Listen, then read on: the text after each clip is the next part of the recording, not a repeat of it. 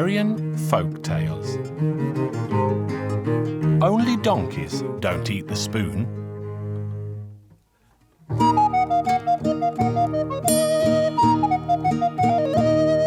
Once upon a time, beyond the snowy Alps, in the cradle of the Carpathian Mountains, lay the land of Hungary, and there lived a king called Matthias. If the old stories are to be believed, then King Matthias liked to see for himself how his people lived. He dressed in the clothes of a simple beggar and wandered the land, where he spoke to his people as their equal. One day he found himself on a vast plain, where all he could see was the small house of a shepherd. So King Matthias approached the house and greeted the good shepherd. It was the middle of winter, so the shepherd invited the king into his home. The shepherd had no idea that this poor beggar was actually the king of the land. He gave him food for his journey, and the king carved his host's name on his stick before he returned to his royal palace. The shepherd had a trusty black sheepdog. The little dog was so skilled and loyal that it never left the shepherd's feet. King Matthias sent a letter to the shepherd inviting him and his trusty sheepdog to the palace.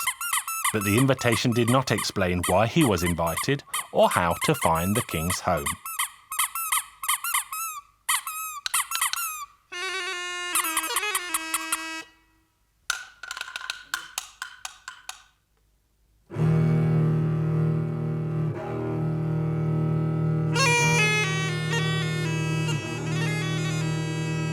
So the shepherd made himself look smart, took his crook in his hand, and set off for the king's royal palace, with his sheepdog by his side.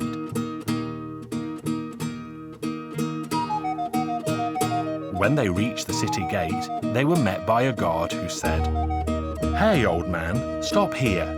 Where are you going?" "To His Majesty the King." "And with a dog?" "But of course," the shepherd replied. "Here you are. You can see the royal letter that invites us both."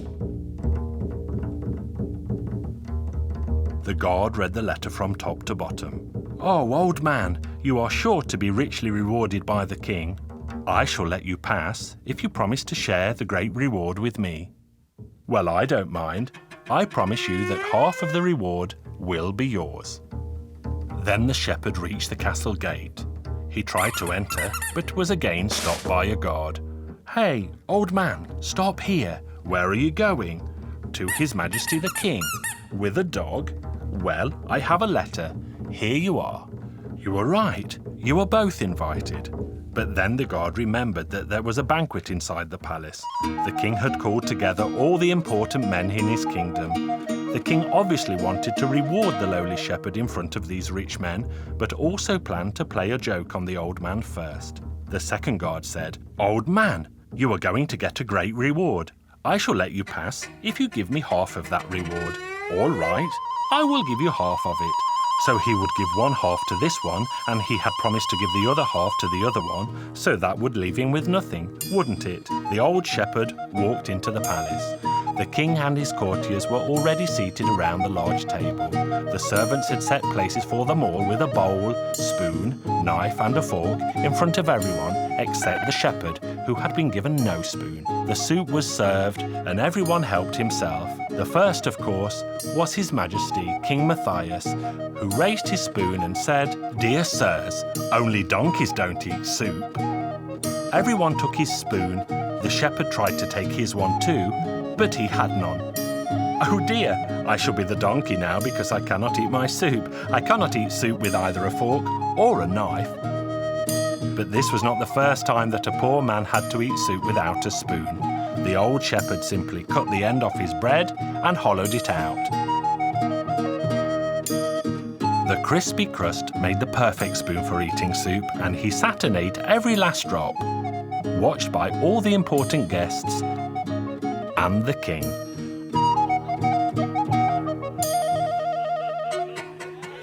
"Your Majesty said that only donkeys don't eat soup. Well, let me add that only donkeys don't eat their spoon."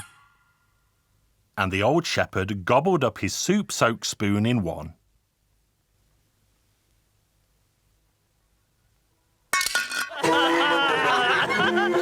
banquet eventually ended and the time came for the king to hand out rewards. And you will never believe what the old shepherd asked for. "Your Majesty, I would like 50 strokes of the stick." "Shepherd, I haven't invited you to beat you 50 times with a stick. I wanted to play a practical joke on you, but you played the joke on me. Therefore, you deserve more than 50 strokes. Tell me now what I owe you." "Your Majesty, you owe me nothing more than 50 strokes. That's all I want." Then the king understood that it had been a joke again. "Very well then, but tell me now why." "Why? The reason is very simple. On my way here I was stopped by a guard at the city gate who refused to let me in unless he could share half of my reward. Then a second guard only let me enter the palace if he too could receive half of my reward. So now one will receive 25 strokes of the stick, and so will the second." And so the shepherd's joke was ended.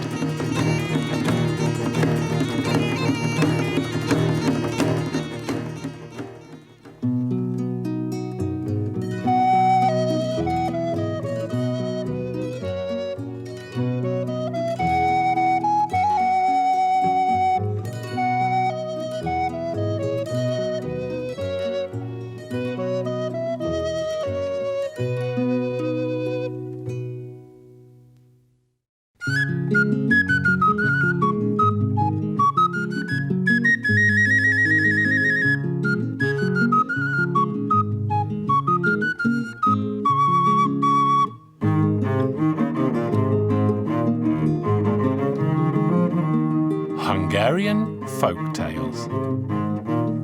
Brother Fox.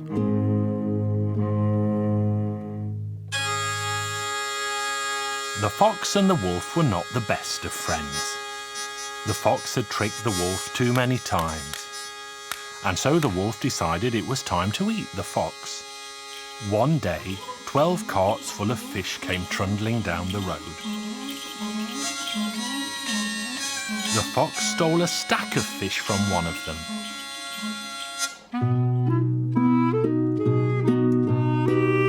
The wolf went to the fox's hole and shouted in, "You know, Brother Fox, I'm going to eat you now because you have cheated me so many times."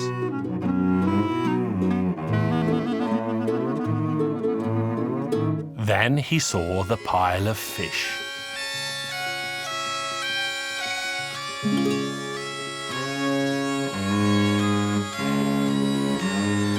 "But give me some of that fish first, Brother Fox." "All right, I'll give you a couple."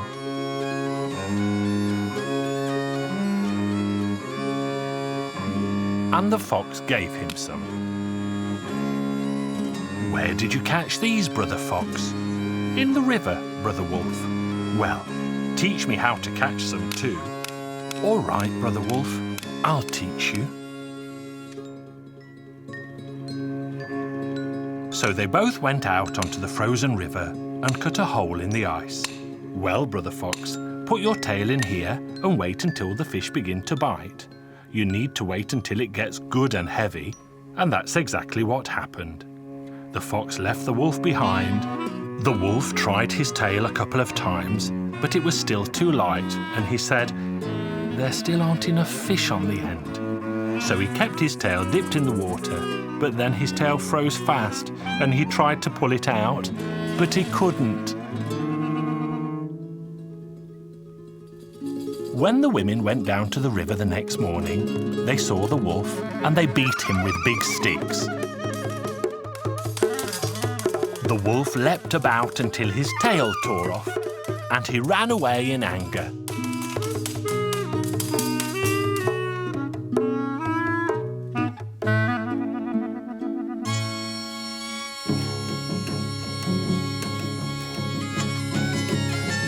Then the wolf met the fox again. "Now I'm going to eat you, Brother Fox, because you cheated me again. And you can see that I've lost my tail. Why did you keep it in for so long? Were there so many fish on the end that you couldn't pull it out, you foolish wolf? Why did you do it? You know, Brother Wolf, I happen to know about a wedding party in the village. Let's go together and have some fun." And the silly wolf believed what the fox told him. The fox and the wolf went to the wedding party that evening. The farmer had left the barn door open. The fox said, "Don't make any noise, because the people at the party will hear you and kill you." They both started to eat. The fox began to feel very merry, and so he said to the wolf, "Brother Wolf, I want to sing a jolly song." The wolf said, "Don't, or else we shall be killed. Go to the top of the cellar and sing there."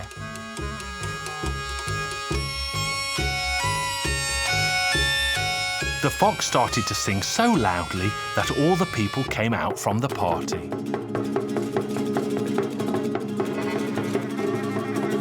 They beat the wolf so badly that he barely survived.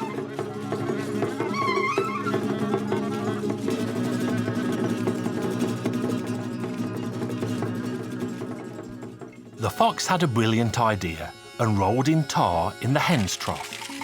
The tar froze on the fox and looked just like bone sticking out of his skin. Then he went to the road where he knew the wolf would pass.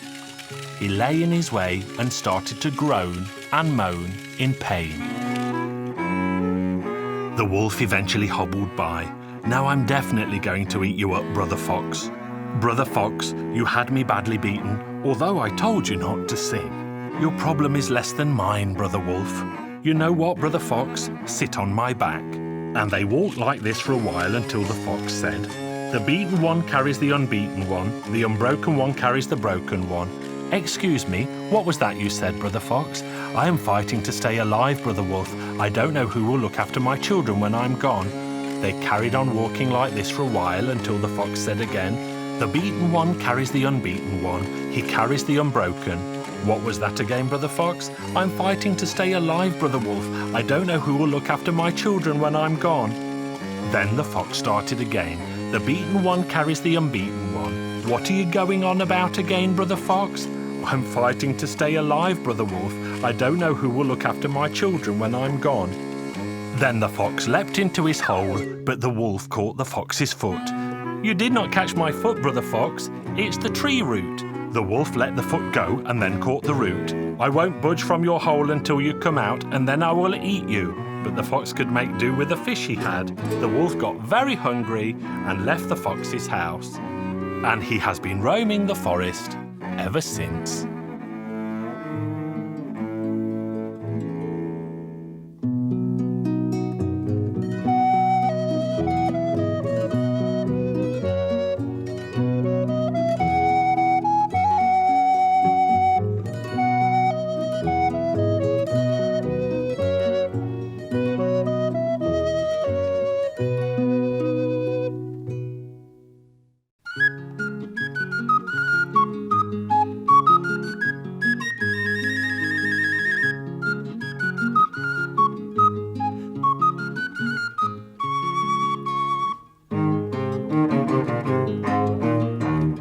Hungarian Folk Tales. The Pussycat Princess.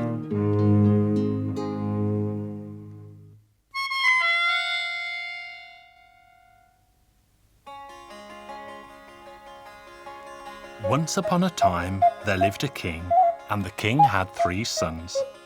All 3 princes were of marrying age, and so their father told them to find themselves wives. He threw 3 sticks in the air, one for each son, and said, "Wherever your stick falls is where you find your bride." The eldest son's stick fell towards a young baroness.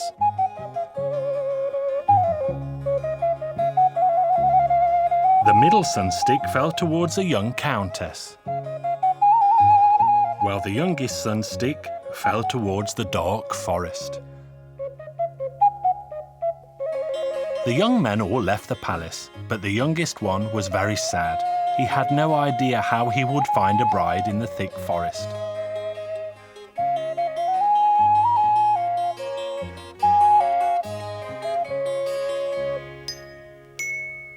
And as he was walking in the forest, he met a small pussycat that walked behind him.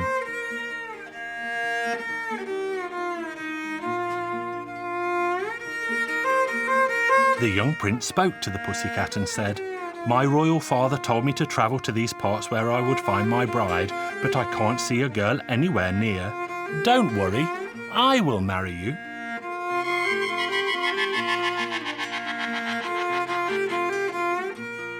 The prince could not return home until he promised to marry the pussycat.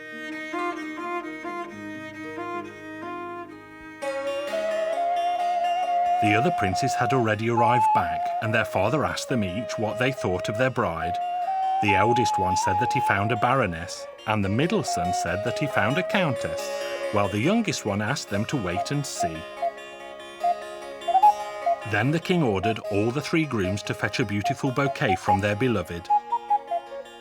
The 2 elder ones went happily, but the youngest one was very sad. When he reached the edge of the forest, the pussycat was already waiting for him. "My dear betrothed, you look so unhappy. Tell me, why are you so sad?" "How wouldn't I be sad when my royal father has ordered us all to bring a bouquet from our fiancés? Now what could I bring from a pussycat?" "Don't worry, just lie down and take a rest." Then the pussycat scratched a tree and many more pussycats appeared. One of them brought silver flowers, another golden flowers, and a third brought diamond flowers, and the bride arranged them all in a beautiful bouquet. The other 2 princes were already at home when the young prince arrived late. The king said that the bouquets were truly beautiful, but the most beautiful of all belonged to the youngest son. They all asked him to tell the name of his bride-to-be, but he asked them to wait and see. Days passed and soon became a week, when the king ordered his sons to go to their brides and fetch a handkerchief each. The young princes all left, but the youngest one was very sad. By the time he reached the edge of the forest, the pussycat was already waiting for him. "My dear betrothed, you look so unhappy. Tell me, why are you so sad?" "How wouldn't I be sad when my royal father has ordered us all to bring a handkerchief from our fiancés, but a pussycat cannot weave?" "Don't worry, just lie down and take a rest." The pussycat scratched the tree, and once again more pussycats appeared. One brought silver yarn, another brought golden yarn, and a third gave diamond yarn, and the pussycat bride wove them together. When he arrived at the palace, the king inspected all 3 handkerchiefs. He told the eldest boys that theirs were quite pretty, but he told the youngest son that his was the prettiest of all.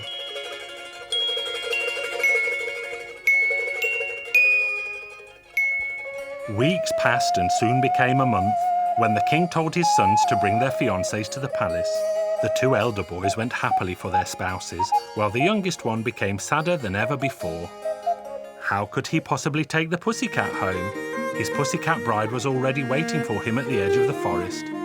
"My dear betrothed, you look so unhappy. Tell me, why are you so sad?" "How wouldn't I be sad when my royal father has ordered us all to fetch our brides? Now how can I present a pussycat at the palace?" "Don't worry, just lie down and take a rest." The youngest prince thought he would never sleep, but at last he succumbed and fell into a slumber.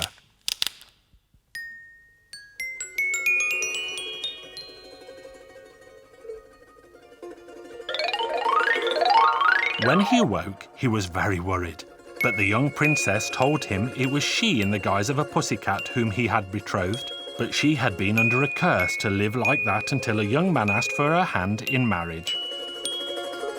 "I was a pussycat, and you asked me to marry you, so I turned back into a princess."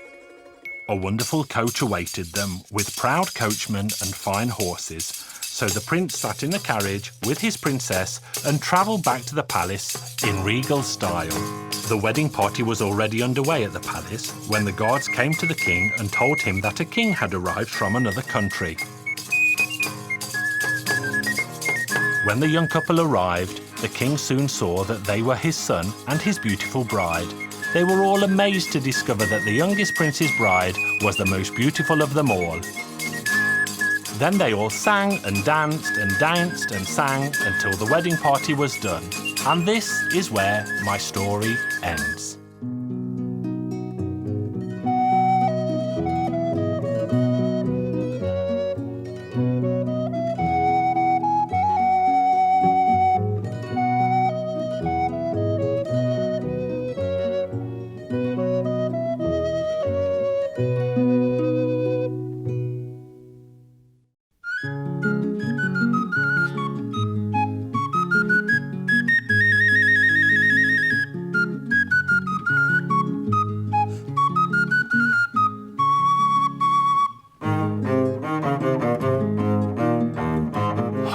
Hungarian Folk Tales.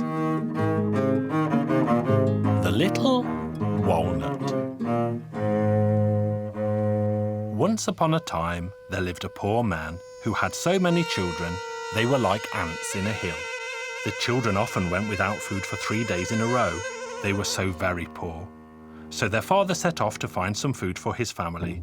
He was walking in the forest when the devil met him, disguised as a man. "Where are you going, poor man?" "I'm going to find some food for my children. If I don't do something soon, they will all die of hunger." "Don't take another step. I'll give you something that, if you use it wisely, will put an end to suffering in your house. Here, take this little walnut. Give it any order you like, and it will be done without delay." "But what am I to give you in return?" "I don't want anything much. Only the thing you don't know about in your home."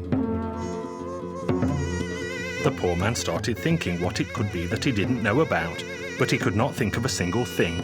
And as times were hard, he gave his promise. The poor man arrived home with a little walnut, and his wife asked, "Have you brought food?" "We are all so very, very hungry." "Well, I didn't exactly bring food, but I did bring a peculiar nut. The man who gave it to me said that we can order it to do anything we desire, and it will be done." "Why did he give it to you?" "I'm sure he wanted something in return." "All he said was that I am to give him what I don't know about in my home in return for the nut." "Oh, you faithless fool, what have you done? You can see that I'm expecting a baby, and you didn't know about it, and now you have given it away." "It's not my fault, wife, but what is done is done." The poor man gave an order to the walnut. "Well, little nut, all of us need food, drink, and clothes. I order you to make them now." And everything the man asked for was provided, and they all sat down to eat finer food than they had ever tasted in their lives before. The poor man also wanted a larger home, and so he ordered the little walnut to build him a large brick farmhouse with green gardens, lush pastures, and fine farm animals. The poor man soon became a rich man, and his baby was born.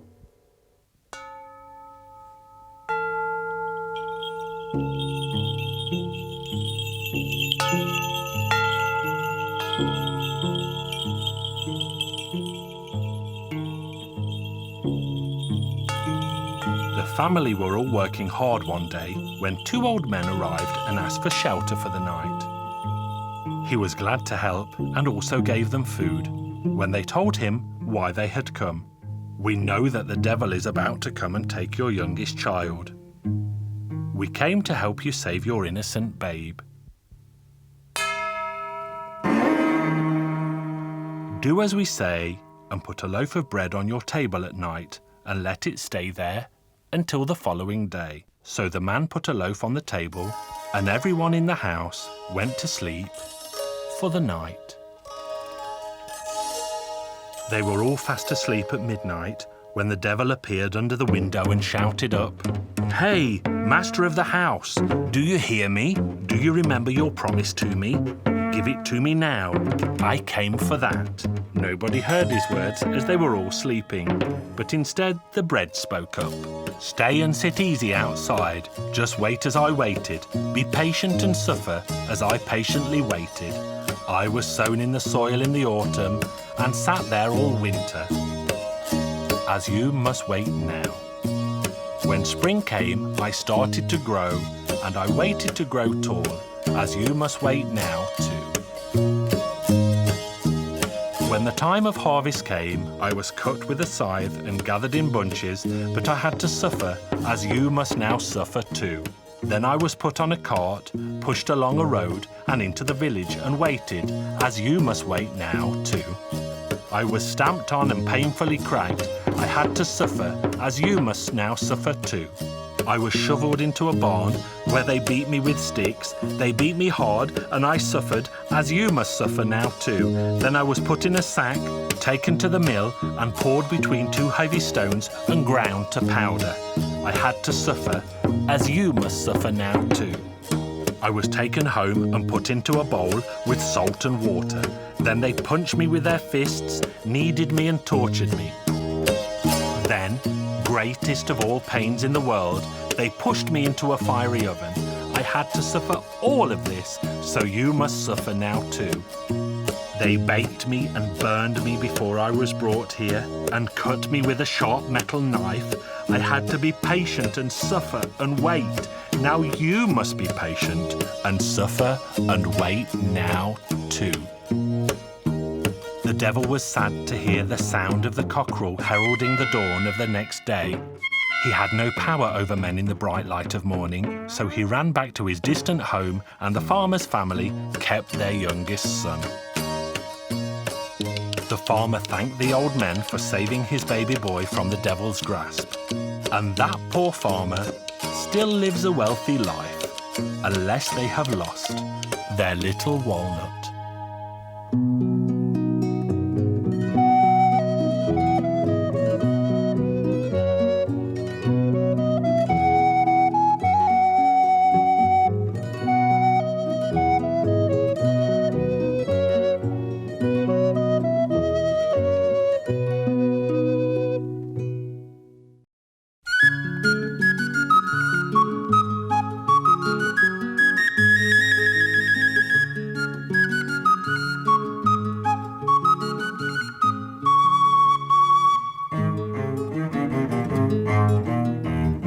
Hungarian Folk Tales. Green Peter. Once upon a time, in a land far, far away, there stood a large farm. A family lived on that farm with a husband, a wife, a son, and a daughter.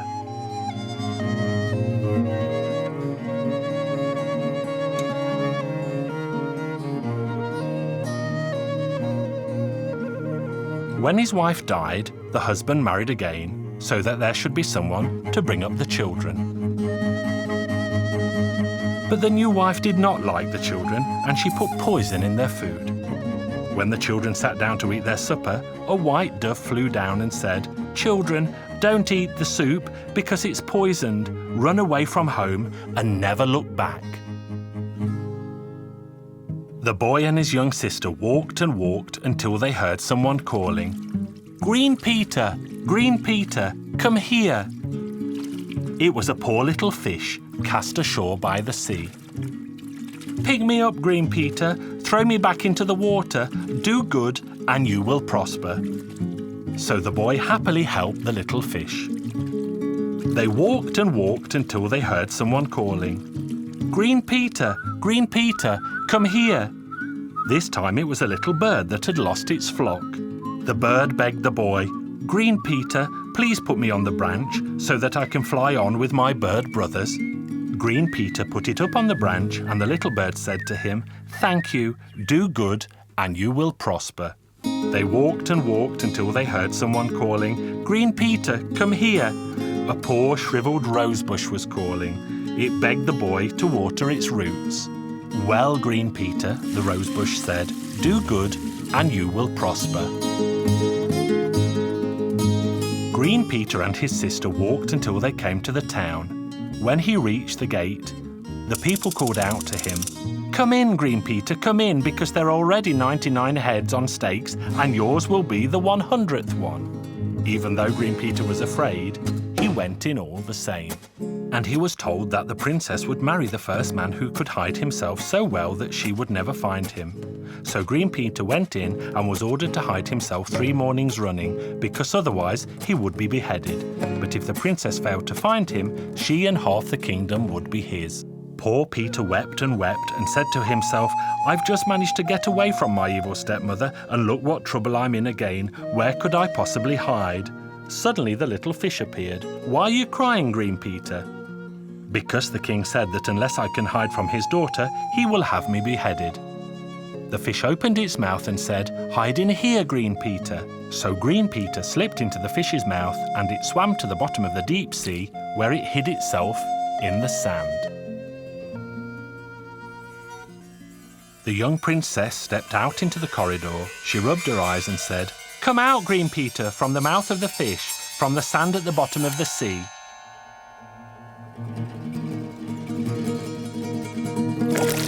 So Green Peter came out, he crawled sadly out of the mouth of the fish and went to the royal palace.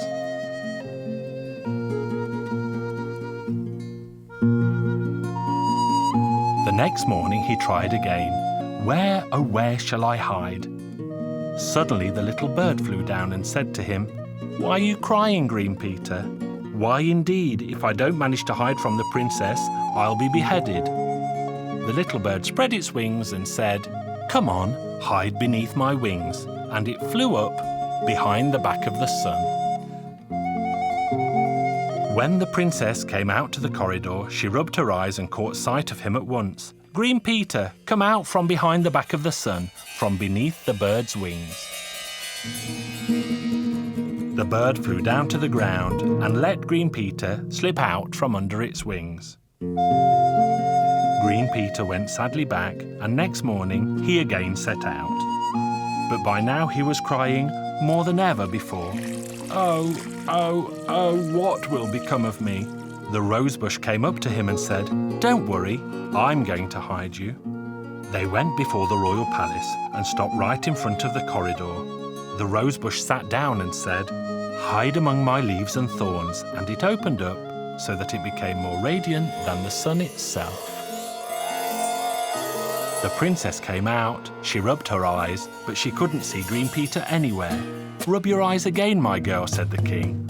Or would you prefer to marry?